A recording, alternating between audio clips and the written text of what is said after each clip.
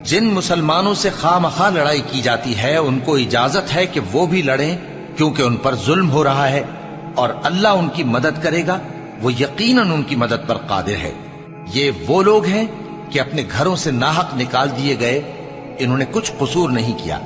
ہاں یہ کہتے ہیں کہ ہمارا پروردگار اللہ ہے۔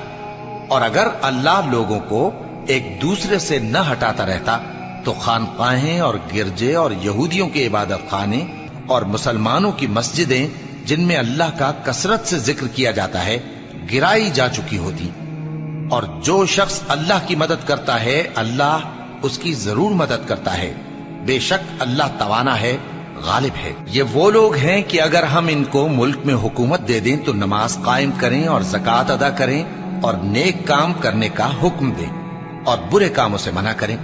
اور سب کاموں کا انجام اللہ ہی کے اختیار میں ہے۔ اور اگر یہ لوگ تم کو جھٹلاتے ہیں تو ان سے پہلے نوح کی قوم اور عاد اور سمود کی قومیں بھی اپنے پیغمبروں کو جھٹلا چکی ہیں، اور قوم ابراہیم اور قوم لوط بھی، اور مدین کے رہنے والے بھی، اور موسیٰ بھی تو جھٹلائے جا چکے ہیں۔ لیکن میں کافروں کو مہلت دیتا رہا، پھر میں نے ان کو پکڑ لیا، تو دیکھ لو کہ میرا عذاب کیسا سخت تھا۔ چنانچہ بہت سی بستیاں ہیں کہ ہم نے ان کو تباہ کر ڈالا کہ وہ نافرمان تھیں، سو وہ اپنی چھتوں کے بل گری پڑی ہیں، اور بہت سے کنویں بیکار اور بہت سے مضبوط محل ویران پڑے ہیں۔ سو کیا ان لوگوں نے ملک میں سیر نہیں کی تاکہ ان کے دل ایسے ہوتے کہ ان سے سمجھ سکتے اور کان ایسے ہوتے کہ ان سے سن سکتے؟ بات یہ ہے کہ آنکھیں اندھی نہیں ہوتی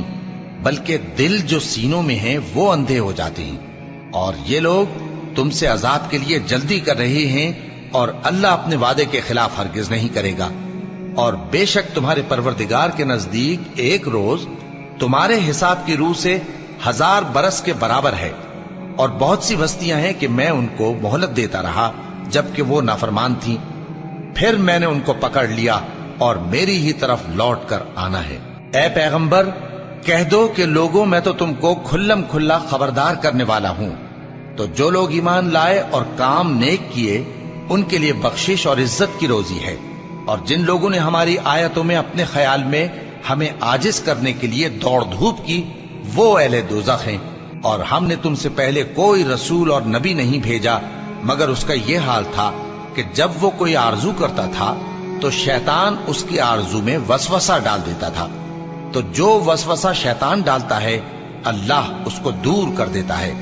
پھر اللہ اپنی آیتوں کو مضبوط کر دیتا ہے، اور اللہ علم والا ہے، حکمت والا ہے۔ غرض اس سے یہ ہے کہ جو وسوسہ شیطان ڈالتا ہے اس کو ان لوگوں کے لیے جن کے دلوں میں بیماری ہے اور جن کے دل سخت ہیں ذریعہ آزمائش ٹھہرائے۔ بے شک ظالم لوگ مخالفت میں دور جا پڑے۔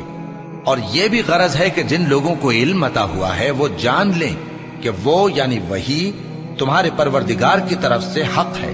تو وہ اس پر ایمان لائیں اور ان کے دل اللہ کے آگے عاجزی کریں۔ اور جو لوگ ایمان لائے ہیں اللہ ان کو سیدھے رستے کی طرف ہدایت کرتا ہے، اور کافر لوگ ہمیشہ اس کی طرف سے شک میں رہیں گے یہاں تک کہ قیامت ان پر ناگہاں آ جائے یا ایک نامبارک دن کا عذاب ان پر آ واقع ہو۔ اس روز بادشاہی اللہ ہی کی ہوگی اور وہ ان میں فیصلہ کر دے گا، تو جو لوگ ایمان لائے اور عمل نیک کرتے رہے وہ نعمت کے باغوں میں ہوں گے، اور جو کافر ہوئے اور ہماری آیتوں کو جھٹلاتے رہے ان کے لیے ذلیل کرنے والا عذاب ہوگا۔